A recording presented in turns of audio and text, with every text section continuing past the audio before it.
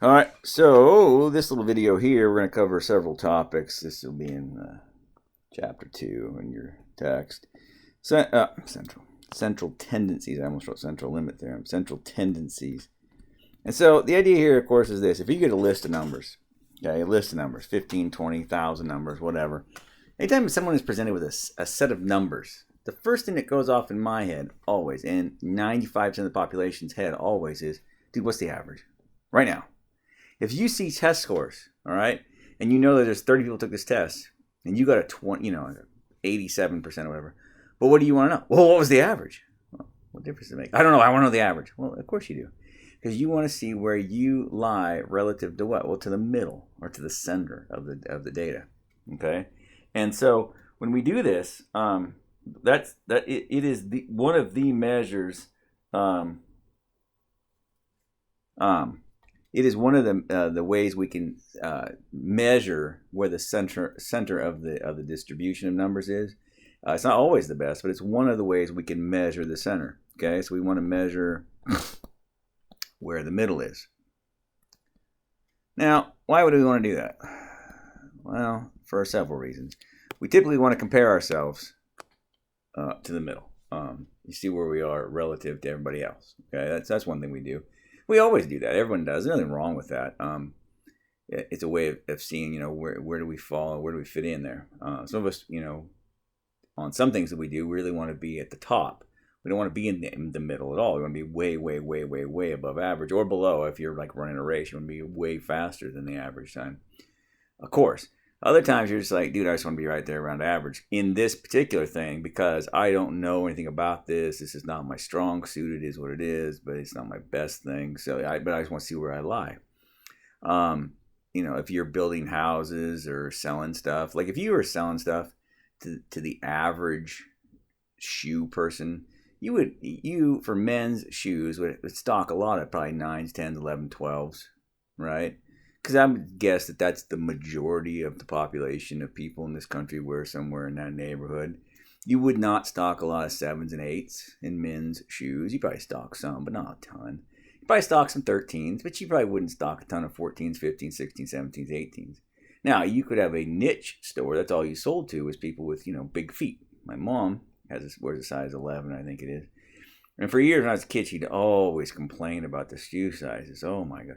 So every time we come to Portland, you got to go hit a shoe store because there's some shoe stores out here that cater to the bigger women's shoes. And I'm like, okay, cool. That's great. Because that was their niche. And that's a good thing to know that, that whatever. But the idea is, if you're trying to sell a lot of shoes, gosh, you should probably sell the middle of the market unless your particular niche is to go big, of course. But like, if you want to hit people in most of the market, well, you don't want to sell. You don't want to stack, you don't want to stock in your small used car lot. You don't want to stock all BMWs and Beamer and Mercedeses and stuff. If it's a smaller town, like I said, normal mid-America type town, that people just want cars, we get some Toyotas, some Chevys, and whatever. You're going to sell what sells, and you're not going to sell overpriced stuff and things like this. So, so just be aware of that. It's always about the middle. Where's the middle at? And so average is one of them, and of course, we always say add them up and divide by the total. So we will write it this way in this class. So X bar, and we'll call that the sample average. Sample average, or the sample mean if you prefer. I don't, but if you do, you go right ahead. And so X bar will be equal to the sum, I goes from 1 to n, of the xi's divided by n.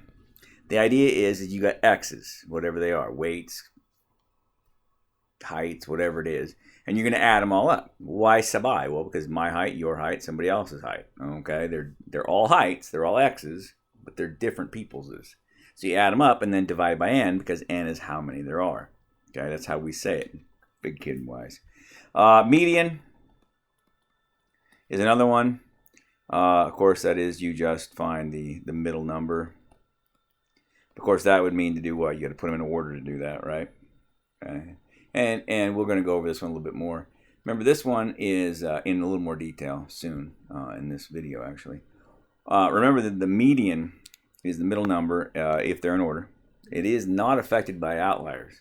So you could be down at a college bar, you could be seeing people in there, and they're, 21, 22, 25, 26. Boy, there are not many 27-year-olds, but maybe one or two. And then some old grandpa guy in there in his 60s. You're like, what's up with Gramps over there?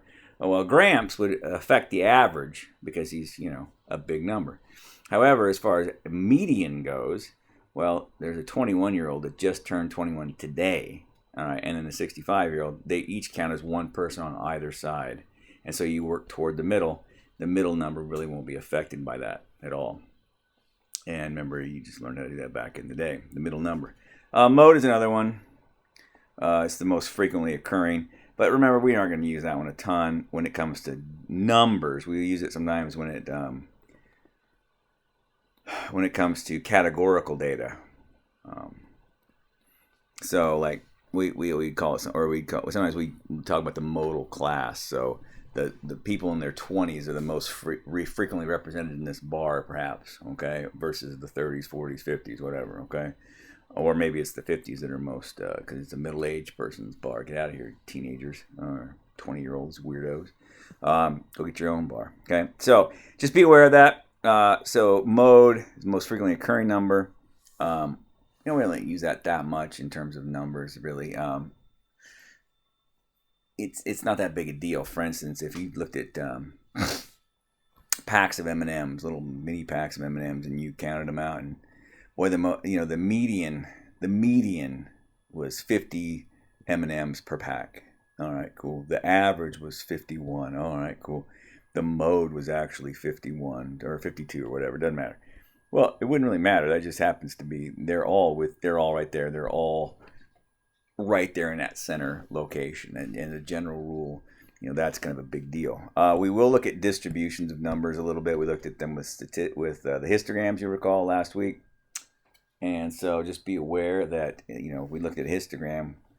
We drew it up, and this is what a histogram looked like. That it was symmetric like this. This is a symmetric distribution, while the mean, or the average, the median, and the mode, or in this case the modal class, okay, are all right smack dab in the middle. Okay, that'll always be true. But if you had a data set that was skewed, this is to the right, skewed to the right. Okay, well you clearly, what are you doing, you loser? Skewed to the right.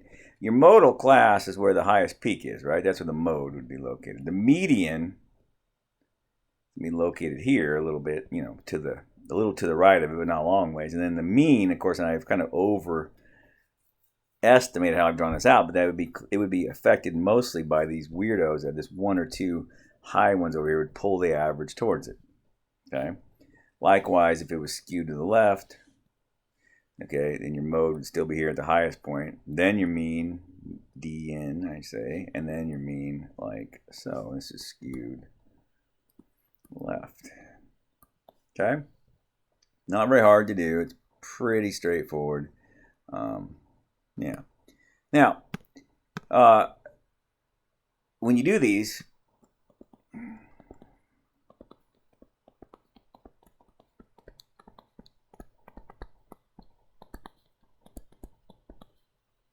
yeah, okay, cool. There's a set of numbers. Awesome. And so you look at me like, all right, well, what's the average here? I don't know. I get a calculator out. Let's bust that out.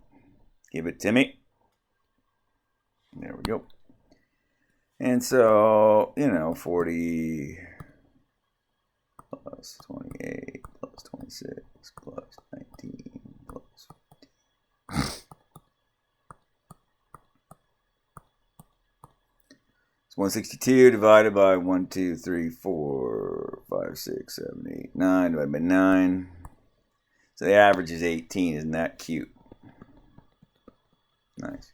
Now the median, 1, 2, 3, 4, 5, 6, 7, 8, 9. 1, 2, 3, 4, 5. That guy right there would be the median.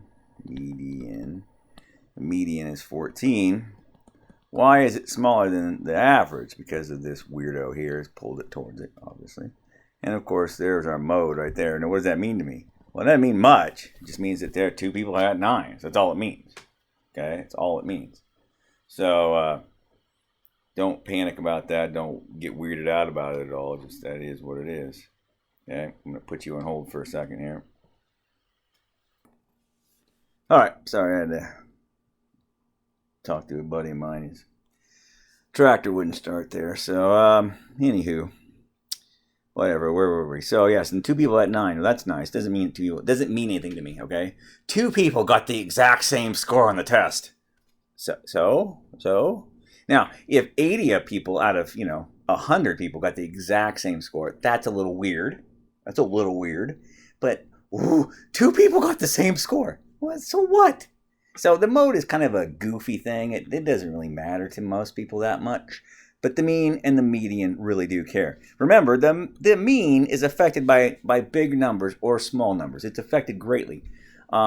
So if you were to scored on your tests in this class, and by the way, let's just pretend there's 4 tests in this class. You got a 20% on one test. Ouch. You got 100 on one test, a 95 on a test, and a 90 on a test. Oh, what's my average? I don't know. Let's do the math. 20 plus 100 plus 90 plus 95. That's 1,000. That'd be really good. By the way, 1,000 would really help. If you could get 1,000 on one of your tests, it'd really break up. And it would fix the problem of having that 20 big time. Well, oops, sorry. 3, oh, for God's sakes. Divide by 4, stupid. How about divide by 4? There you go, you big ding-dong. You had a 76 average, friend. But there was just the one bad score, Jay. Do you understand how averages work, sir, ma'am? Of course. Yes, because you add them all up. This one hurt you badly. Okay, it dropped you to a C average.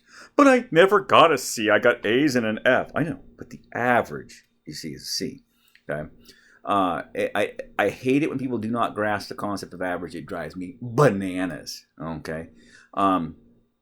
Every year at the start of the year, the start of baseball season, which I love baseball and I love statistics, but when you mix the two together, it makes it the most disgusting thing ever. You would think that when you mix, like, I don't know, chocolate and something else that's really good, you get something better. It makes it worse. Okay, it makes it worse.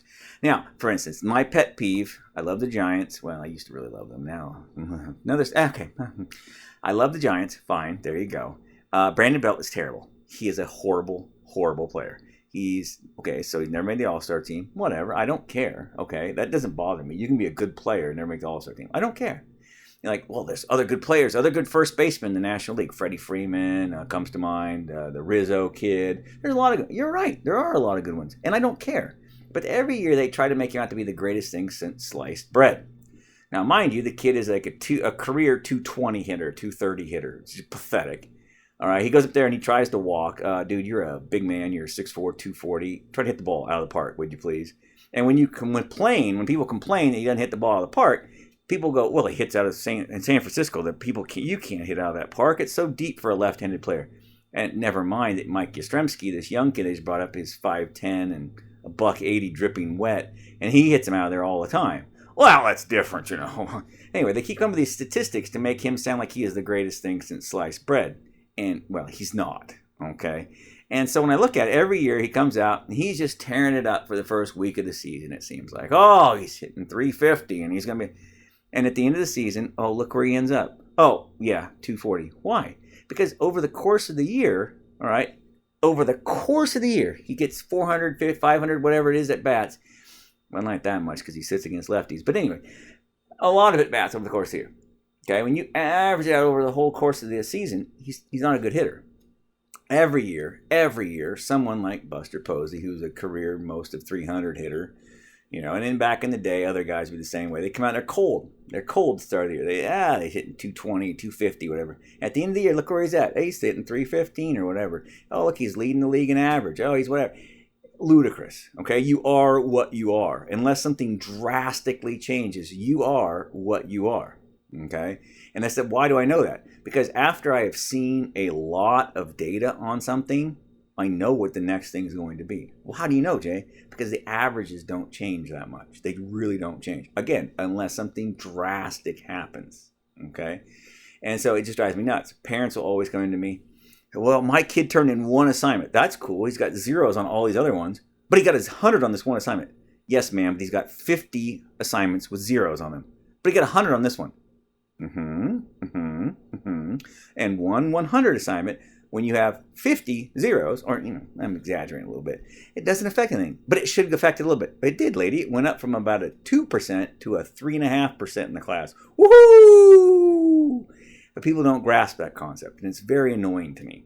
Okay, it's very annoying.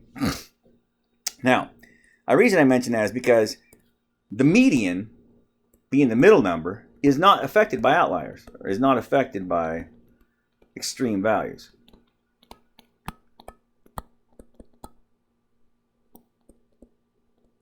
And if you look at it, let's say you had some numbers that were like this. You're like, 11, 12, 14, 14, 16, 19, and I don't know, 60. This one's weird, okay? But look where the median is.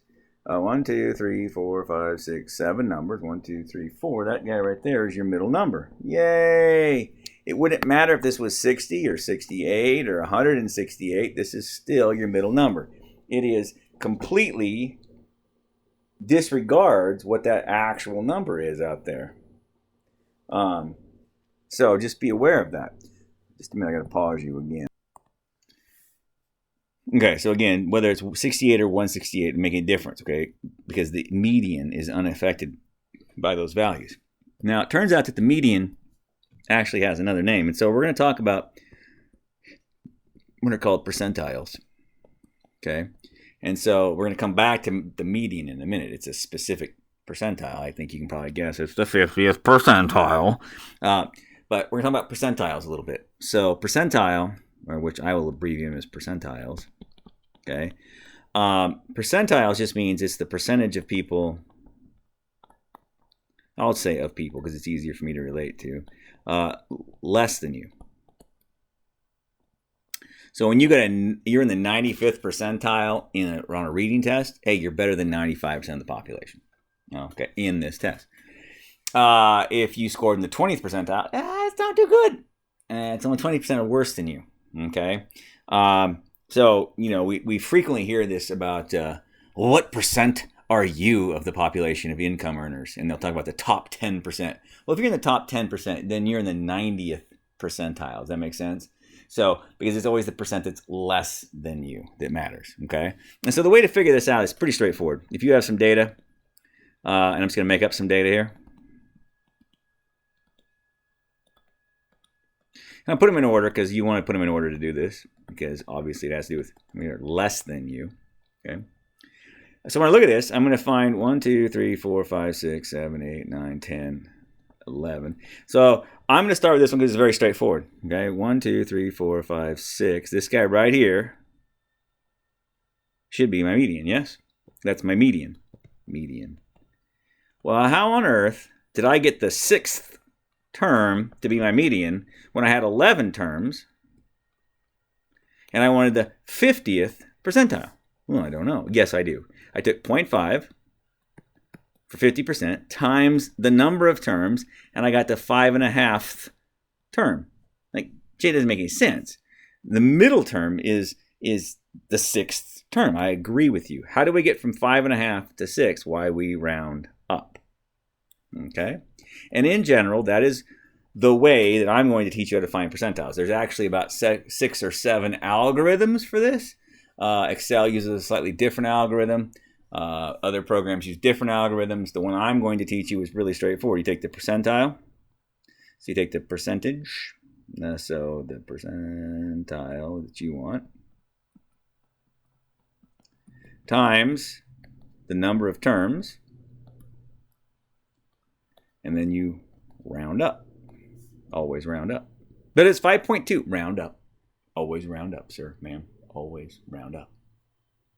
You're like, well, that's pretty straightforward. Okay, yeah, I know it is. So then what happens if you have the same set of numbers down here?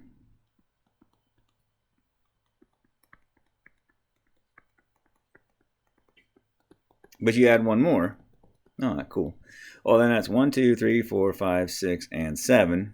So it's these guys, and Mrs. So-and-so said back in 3rd grade, you take the average of those two. That's right. That's what she said. That's what she said. That's right. So 0.5 times, now there's 12 terms. That's the 6th term, Jay. Well, that's not what Mrs. So-and-so taught us. Mrs. So-and-so said to average the 6th term and the 7th term. Oh, that's right. Oh, that's right. So what we're going to do is we're going to take that percentile times the number of terms, and it looks like there's going to be actually two things here. So if the answer is a decimal, you're going to round up. Cool. But if it's a whole number, like 6, if a whole number, then you average that term and the next term. So in this case, you'd be taking the 6th term, which is what this said, and the 7th term, and averaging them. That's it. That's it. Jay, is that true for all percentiles? It is. In fact, it is. So if you had these numbers,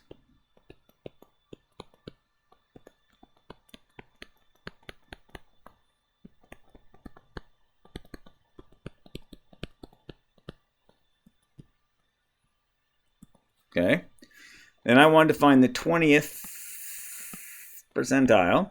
Cool. 1, 2, 3, 4, 5, 6, 7, 8, 9, 10. 0.2 times 10. Hey, that's an even number. So what should I do? I should take the 2nd and the 3rd term, and I should average them. Cool. 41 and 42. The average is 41.5. Done. That wasn't very hard. Cool. That's nice, Jay, but I want the 67th percentile.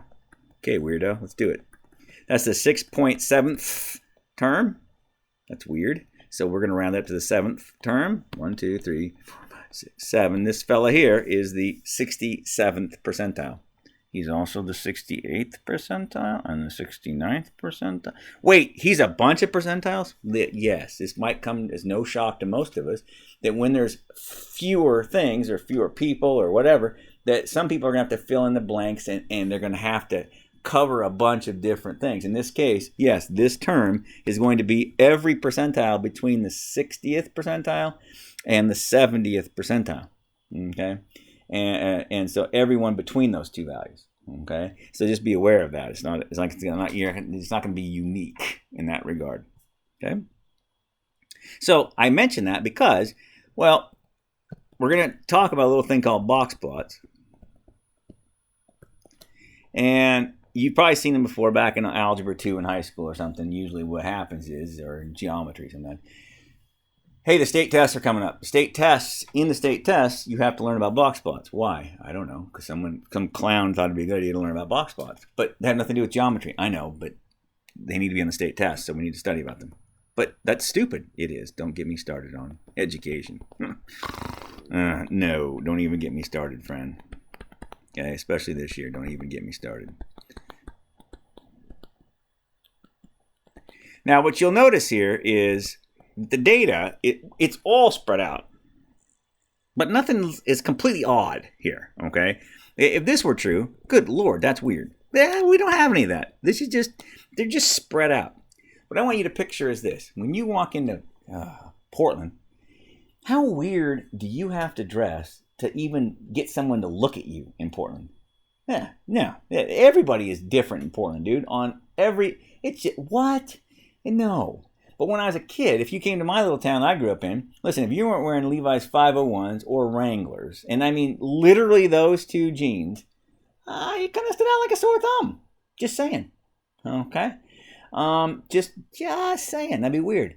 When I went to college, all right, when I played football in college down in LA, if I would have worn a cowboy hat, or when I didn't even own one, but if I'd worn a cowboy hat to practice or something, when we hung out with the team or whatever, good criminy, I'd still like a sore thumb, okay?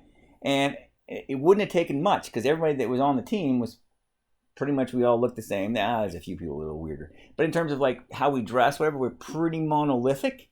And so you didn't have to be very far out to be strange. Versus this data set, which is completely spread out, okay? I want you to keep that in your mind for a minute, okay? So when we do these box plots, what we're going to do always is we're going to graph three things. We're going to graph the median, which is, if you will, the 50th percentile. The 75th percentile, aka the third quartile. quarters. Get it? 25 percentile. And the first quartile, hey, what's the second quartile, Jay? It's the 50th percentile, you goob. And then we're going to draw a box around them, thusly. Okay? And this describes the middle 50% of my data. And if this middle 50% is tightly compacted like so, okay, then you don't have to be very far out to be a weirdo. And we're going to have a definition for that. If this thing is spread out all over the map, if this is my middle 50% was spread out like this, good night, nurse. That's all over the place. Do you know how weird you'd have to be to stand out from this crowd? Boy, you'd have to be really, really, really strange. Okay? So to pull this off, it's always those three numbers. So 1, 2, 3, 4, 5, 6, 7, 8, 9, 10, 11. Okay, so we did this previously. 50% times 11 is the 5.5 term, which doesn't make sense. We'll take the sixth term. 1, 2, 3, 4, 5, 6. This guy here, 65 is my median. Nice. Hey, what's 25% times 11? I don't know. It's 2.75. Hey, I don't have one of those. I'm going to take the third term. Shut up. 1, 2, 3. Bam. 25th percentile, right? Or if you prefer the first quartile, I don't. But if you do, you knock yourself out. Hey, by symmetry, this guy here is the 75th percentile. Does that make sense? Because it has to be symmetric. So on my number line, I'm just going to start at 50. I'll go 55. Totally up to you how you do it here. Just make it look good. Whatever, dude. Oh, it's 60, stupid. 65, 70, I don't know, 75, 80, whatevs, 85, 90. There you go. Sweet. So 65, I'm just going to draw a straight up and down line right there. 61, I'm going to draw a straight up and down line right there. 77, that's a weird little box right there. By the way, what does this box tell me? It tells me that 25% of my data is between 61 and 65. Well, yeah, that's true. And most of our data is in there. That's right.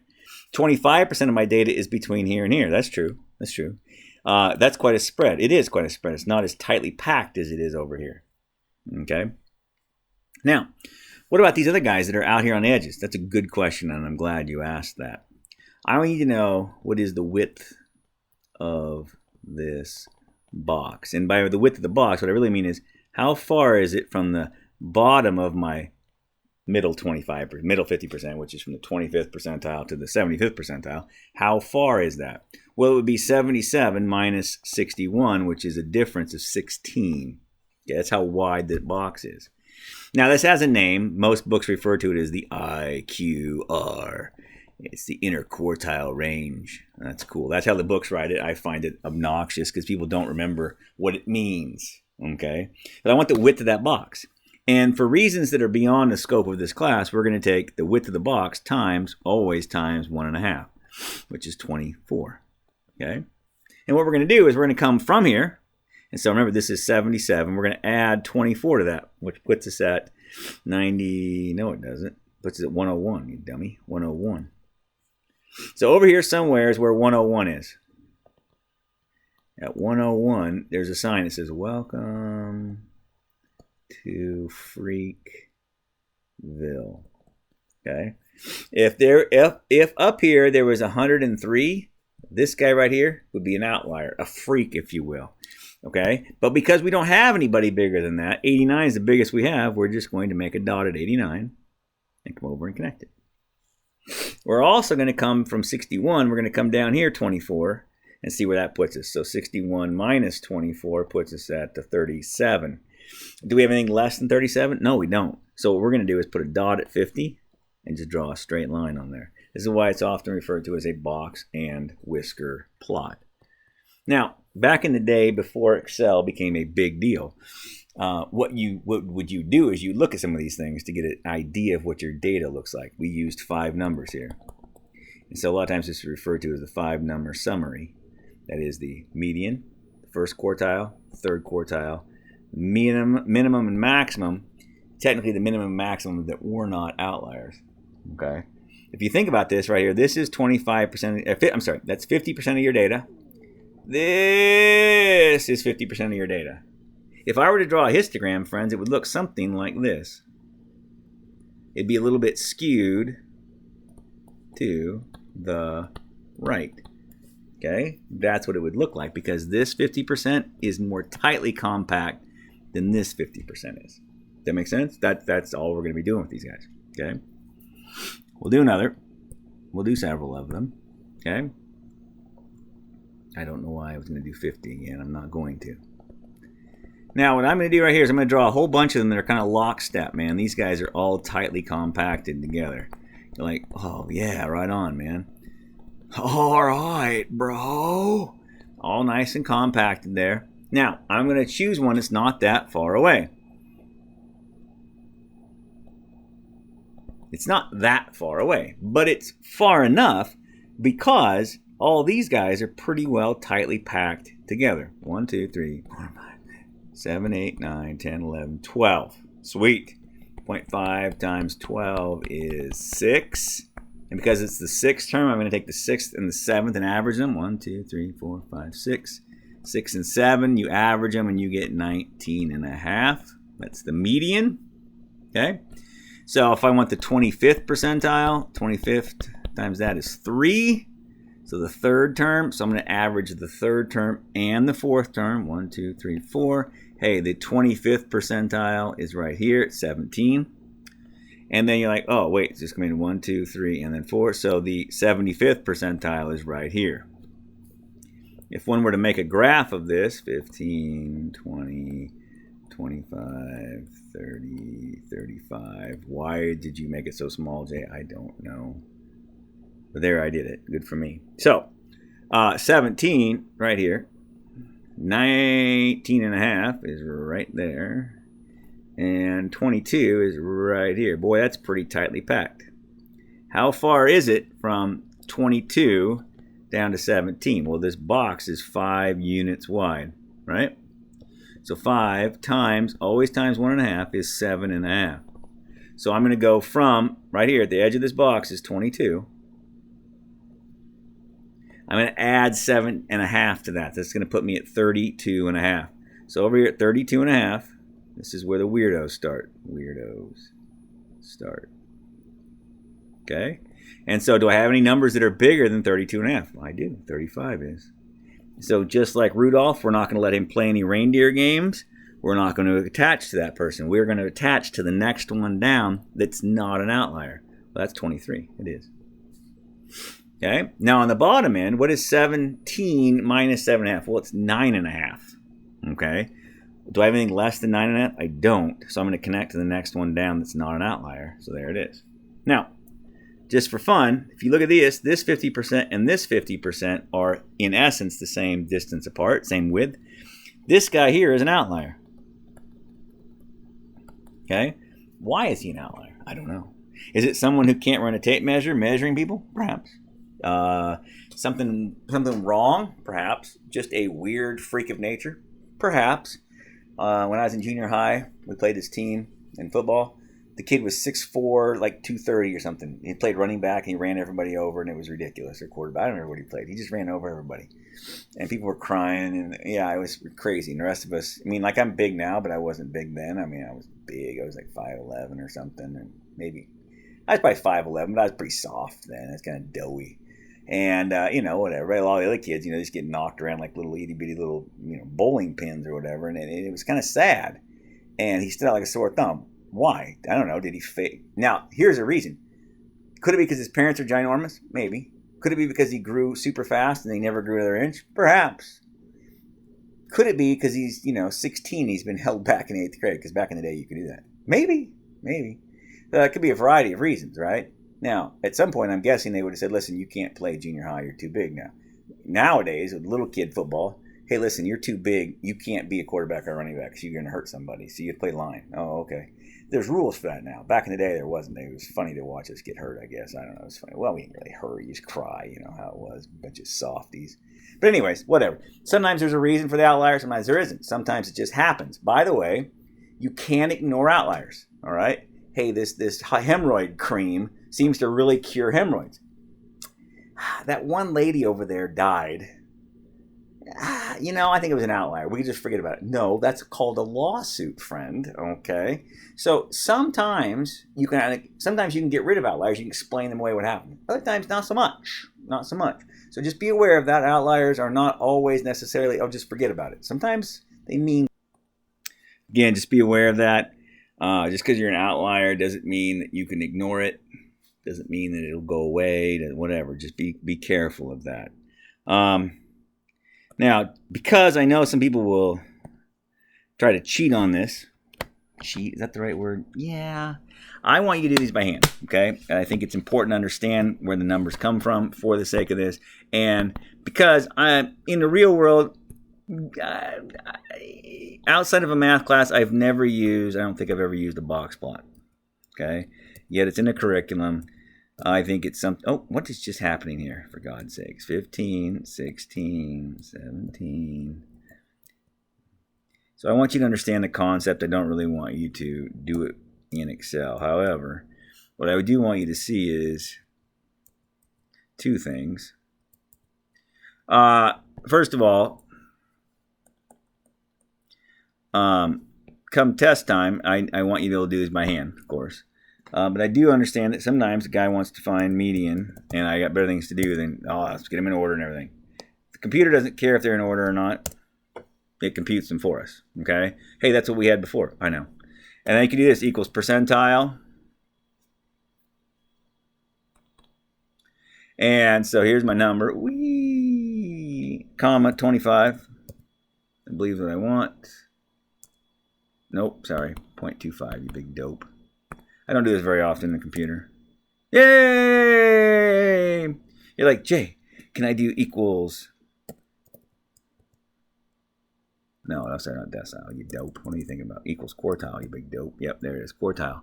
Can I find the first quartile? You can. Nice job. So you can do the first quartile. Bam! It's the same, exactly. Now, there will be times, for instance, on this 12 one here, for instance, let's say I do equals 0.67 times 12. Notice that is the 8.04 term. That means this fella right here would be the 60. Did I say 67? I think I said 67th. Is that what I said? Yep. Now look what Betsy will spit out if I say to equals percentile. And comma 0.67, and it says 21.71. Okay, that's because, and by the way, that's why I'll catch that you cheated on the test or whatever. I want you to use my algorithm for it. Okay. Now in the real world, yes, if I'm doing this and whatever, we'll talk about something else later on. Then yes, by all means, if I had 1,000 data points, for God's sakes, yes, just I want the whatever percentile of this bunch of data. And I want you to be comfortable with that. But what I don't want you to do is just, come in here and punch it in. Likewise, what you can do, there is a box plot on some of the versions of Excel. It looks kind of like this. I mean, you're like, hey, it looks like the one I graphed. Except it's kind of weird. It does. So the default on this is vertical. I think there's actually a way to change it. I can't remember where it is. I think I found it before. It doesn't really matter. I don't really care. Just be aware that it does list it out for you. Okay. Again, I'd like you to be doing it by hand because, again, in the real world, you're never going to make a box plot. Okay. It's part of the class. And there's two reasons that I use it. And reason number one is to talk about what is an outlier. How far out do you have to be? Because that's really what it is. It's like if the data is really spread out by itself, then you have to be really weird to be an outlier.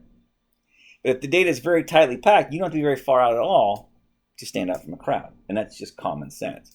And then it helps me get a conversation going about percentiles because, hey, what is a percentile? Well, it's, this is percent less than you. So that then when I look at it, I'm like the median, well, 50% should be less than me because I'm in the middle. That's right. And it just kind of helps sell the bit. Okay. Now, something else that we'll talk about, and while we're at it here, I'm going to talk about this as well, is if I have a set of data points, can you tell me what percent I am? I think so.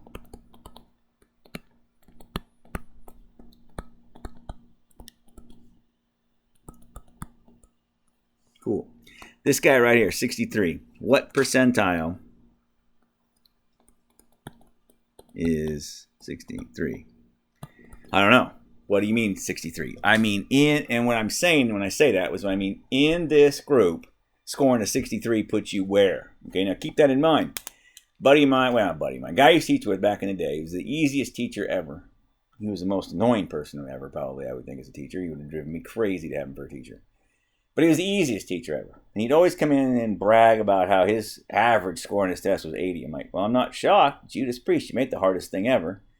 Now, mind you, he always had, he had made it the easiest thing ever. I mean, it's the easiest test ever. He always made his test so easy, and the kids would be like, average 80 on it. Two things. He'd always have the kids who were obedient / never did anything wrong / okay, if the teacher said I'll do it that way perfectly every time, kind of compliant kid, which is nothing wrong with them. I'd like to have those too, I guess. They were always like above average kids that stayed in his class too. So B, C type kids. And his tests were so easy, and they still averaged a B on the test, okay? Almost nobody ever failed his class because he made everything so easy. It was ridiculous. Now, I got the kids who were not compliant as a general rule. So you get kids that are really smart and kids that aren't too bright and everywhere in between. And I would get kids who would score, they would get extra credit on every test to get 105% or 110% or whatever, you know. And then you get kids on the other end of the score that literally would get a 10% on the test. My average would be like lower than his. It would be a 70 or something. You take all my good kids out and put them with his good kids, whatever, my kids blow his kids away. Even my average kids would do better on his test than his good kids did because my kids had to take the harder test and do everything else. That's just how it is. So understand that you get a 63. In this class, you might look really good. In this class, I really look like an idiot. Okay. When I was trying to get ready to play college football, I had several different schools that looked at my stuff. And this one college was an Ivy League school. Seemed pretty impressed with my size and speed and whatnot. Oh, that's cool. Send us your SAT scores and your high school grades, Jay. Yeah, we're not interested, Jay. Yeah, I'm not surprised. All right. Other football coaches are like, geez, this is a really good score for a football player.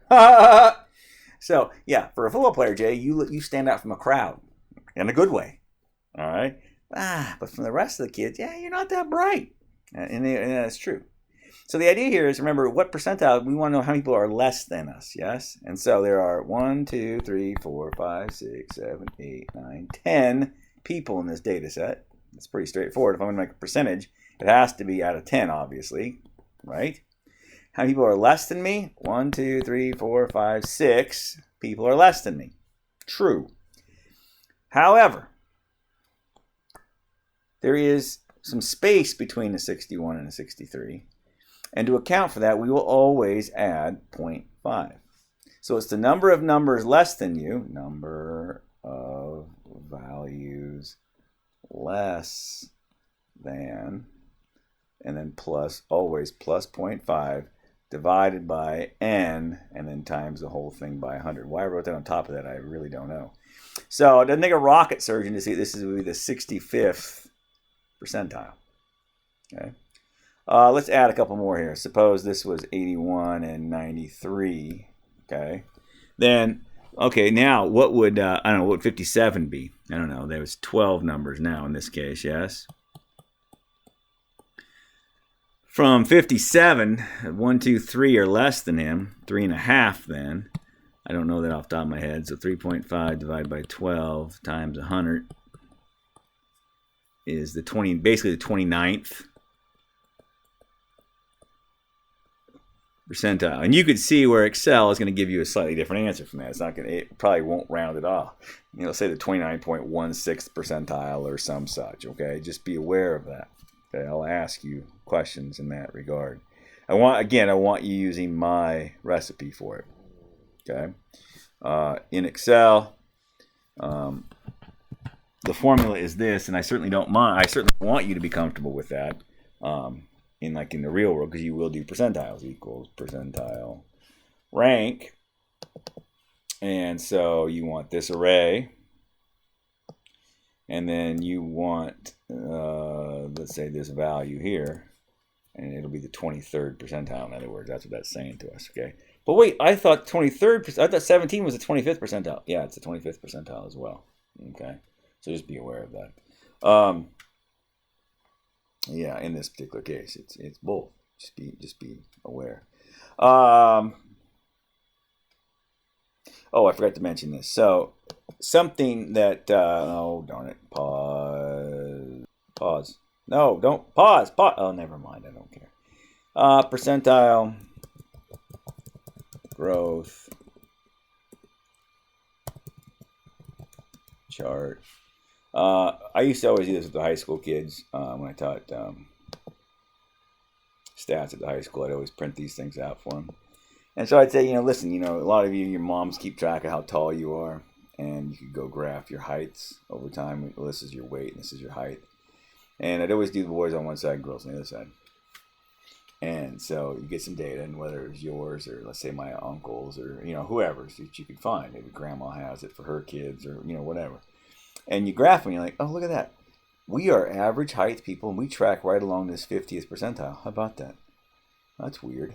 Hey, look, I started off puny, and then all of a sudden I shot up, and then I've kind of just tracked along the 75th percentile. And hey, look at that, I'm about a 7, whatever. And it was interesting in that the middle line here is 50th percentile. You can see 70, 90, 99 percentile. Okay. By the way, you can see that 75 inches up there, right? 75 inches is in the 95th percentile right there. You see that right in that neighborhood? That means I'm taller than that. Most people, like 95% of the population, are smaller than me. Okay. My oldest son is 6'6", so he's up here at 78 inches. And that's just creepy tall. And so when people start looking at, come on, go away. When people start looking at that, like he stands out for sore thumb. That's right, he stands out like a crazy. He stands out like crazy from the crowd. Now, the reason that doctors track us on these deals, and they ask you when you take your kid in, okay, now how tall are you? Okay, and how tall is the mom? Or if it's the mom takes in, how tall is the dad? We don't talk about the stepdad. We talk about the actual dad in this case. Why? Because that's where the genetics come from. If the dad is 6'7" and the mom is like 6 feet tall, okay, then I'm guessing the kid's going to be tracking along the top of this deal pretty consistently the whole life. He might dwindle down but then back up and so forth and so on. Okay? If you're short people, you're 5'2" and your husband's 5, and the husband's 5'8" or whatever, right? The kid's going to track a little lower than average probably his whole life. All right? Probably. Okay? And so on and so on and so on. Now, the reason I mention that is because I know there's a kid here in St. Helens who parents are average height. Mom's a little taller than average, but not really tall. She's 5'7", maybe. I don't think she's even 5'8". I think she's like 5'7". She's not really tall. And the dad's like 5'9", 5'10", maybe. So you can right at average. And the daughter is like 6'5". And she's my son's age, my oldest son's age. And they found out that she had a problem with her growth, something with her growth. She has some disease. And they found it out by tracing her growth and saying that, wait, she is way above average for how tall the parents are. Now, that's not to say that you didn't grow fast. There's a girl went to high school, or I went all through college, all through school with her as a kid. And I guess she first moved to town in like 6th grade. Now, the first day I met her, I was just terrified. She was like 5'4", taller than everybody in the class. And I want to say she's 5'4", because she was one of the shorter kids in our graduating class when we graduated from high school, 5'5" maybe. But she was done growing age 12, okay? She was done. That's it. That's all there ever was. And the rest of us all shot past her. Even the short girls grew past, basically. A lot of them grew past her. And yet she was the tallest kid in our class in like 6th grade. And so that's not to say that you can't get a growth spurt early. Okay, and you see that teaching school for all these years, you see some kid and all of a sudden he shoots up in a foot over. There's a kid last year, the same deal. He grew like a foot over the summer.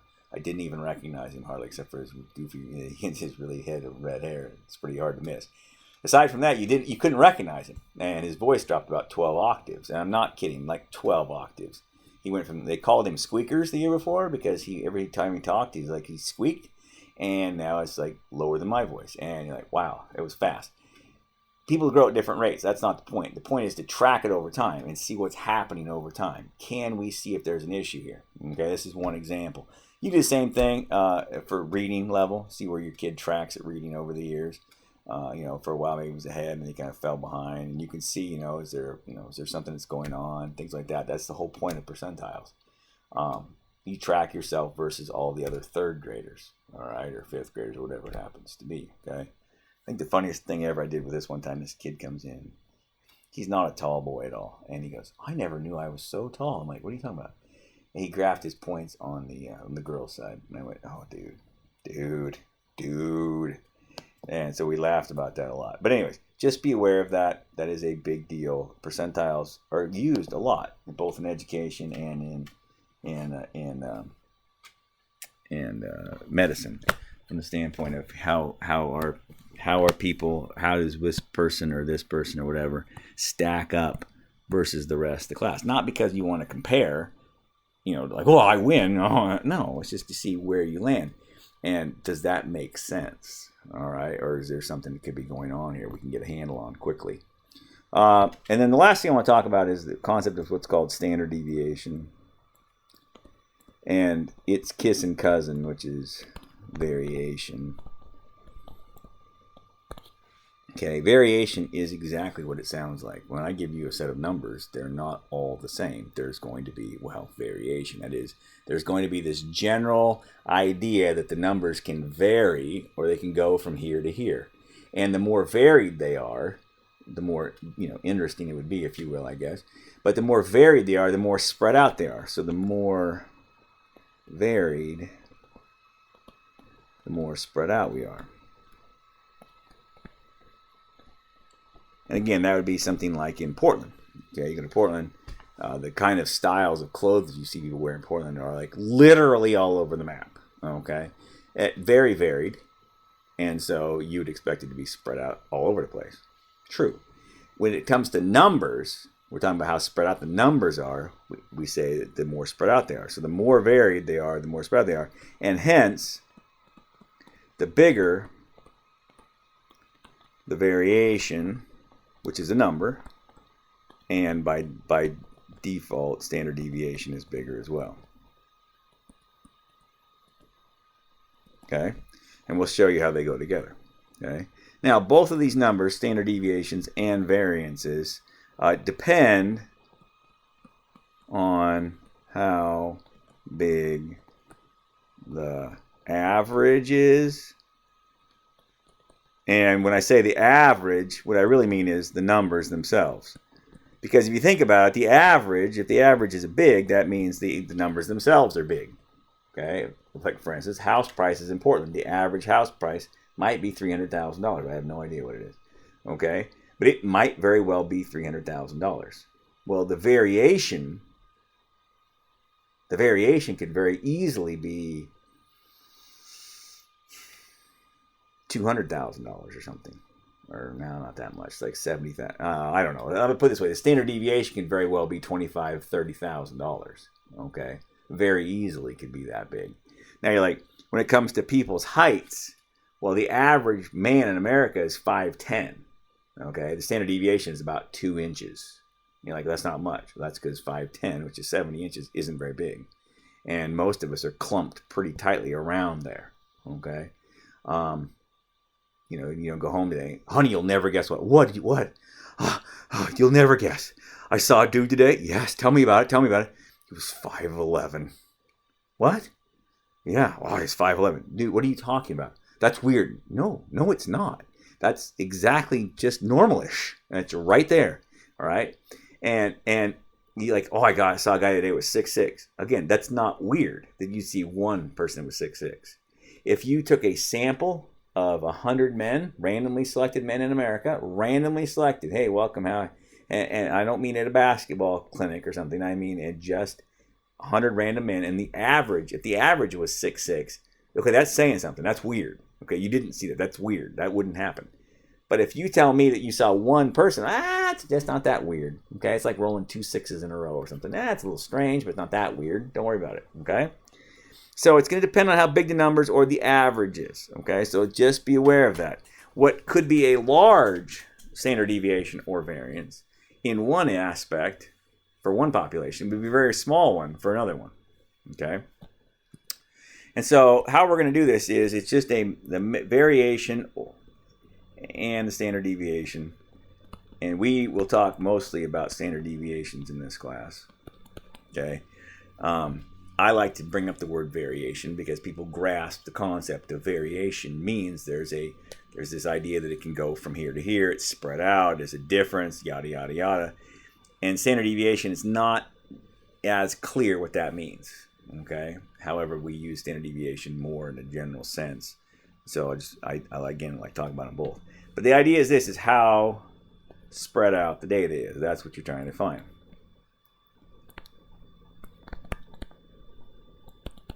Okay. Now, if I gave you these numbers, it doesn't take a rocket surgeon to see that this is the average. Yes? Average. Okay. So if I said to you, how far on average is each number from the mean? A person would go, I don't know, let's do it. 7 minus 11.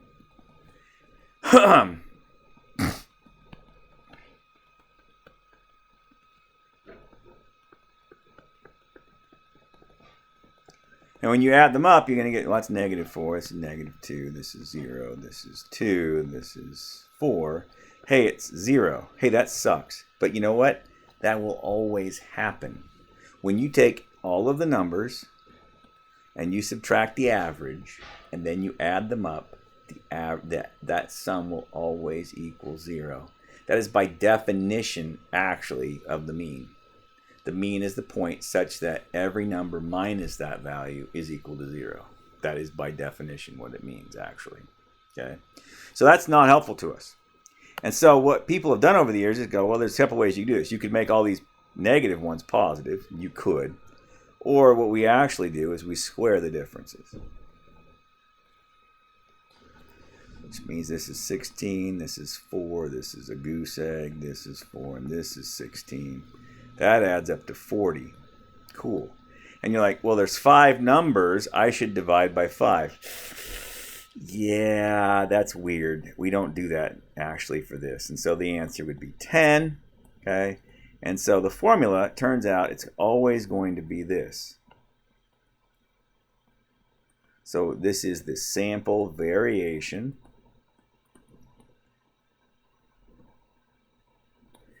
is equal to the sum, I goes from 1 to n, of each of the x's minus the average divided by n minus 1. Why n minus 1? It's beyond the scope of this class, suffice to say. Okay? If you take a 400 level class in this, you would understand where that came from. Suffice to say, it does a better job. So in our case, we're saying that this is the sample variance, and then the standard deviation is just the square root of that.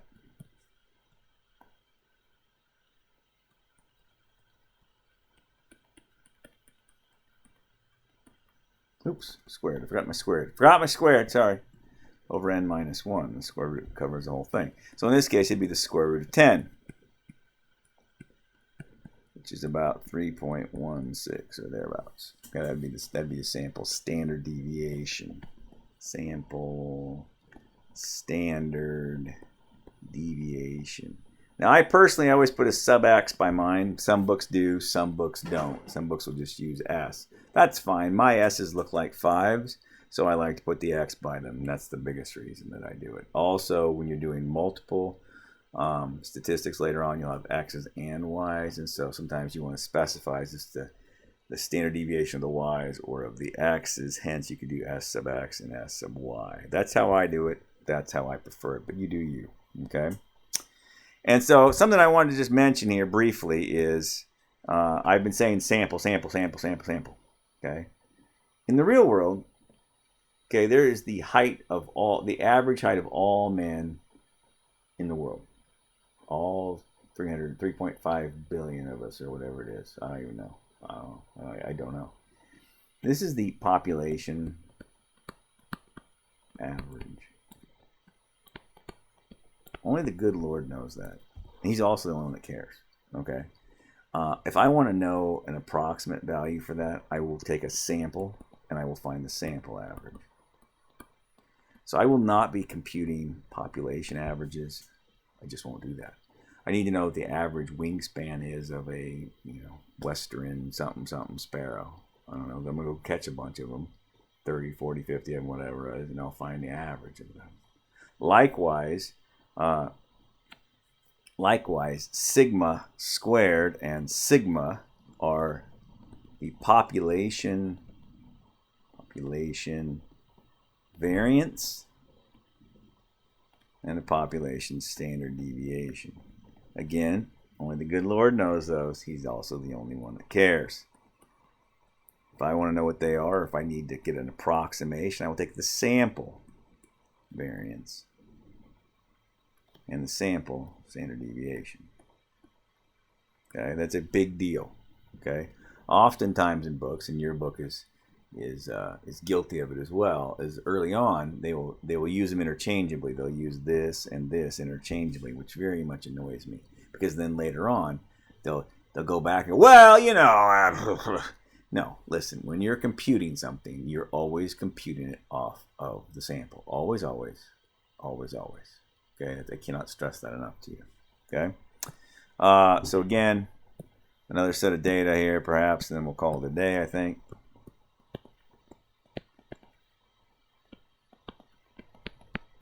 Oh my word, these are really spread out, Jay. I know. What does that say about my standard deviation? It's going to be large. It's going to be large. Now, you can do this in Excel, and I will show you that probably in a minute. But I think it's, I don't think, I want you to understand how to do them by hand. Okay? So I'm going to go ahead and type them in because, I think you should. Oh, stay there, hippie.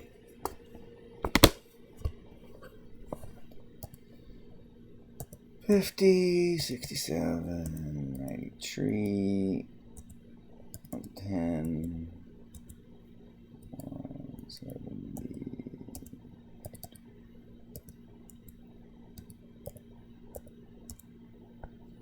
Okay, there we go. Now, what I'm going to do over here is I'm just going to go equal. I'm going to do it over here somewhere. So it equals average.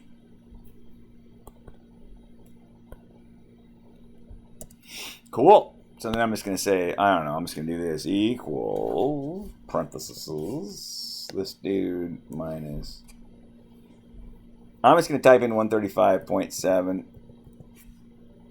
You have to be careful. I'll show you something here in a second. And then just drag that puppy down. And my computer is stuck. That's cute. Oh, my keyboard's the problem. What? Undo.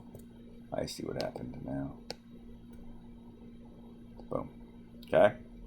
Now, note that if one did this, one could, if one wanted to, click on this. But then one has to be careful, because when one does that, one does this. What? Oh, it's just getting 0. Oh. So those of you that have done these things before, if you want to click on this cell and leave it on that cell, you need to F4. And it puts dollar signs on it for you. That locks it into place. And now when you drag it down, it'll stay locked into that value. Okay? But only if you want to stay locked in. So then here it's going to be the sum of those guys divided by, well, divided by 6, I guess, yes? So that's my variance, and then the square root of that, that's my standard deviation. Okay? Now, I will ask some questions on the test that make you think. So you cannot do what I'm going to show you here right now. In terms of just getting the answer, I won't give this to you. Okay. Done. See that? You can also go equals var dot s. That's sample. Do not do the dot p. It's a totally different thing. Bam. There you go. So on the test, I'm going to make sure that you know how to do it, and I want you to be comfortable about that, because when we add another value and we get a bigger value, whatever, I want you to be able to explain how these things work, so you understand the formula as you do them. Okay? Anyway, that pretty well covers what I wanted to talk about.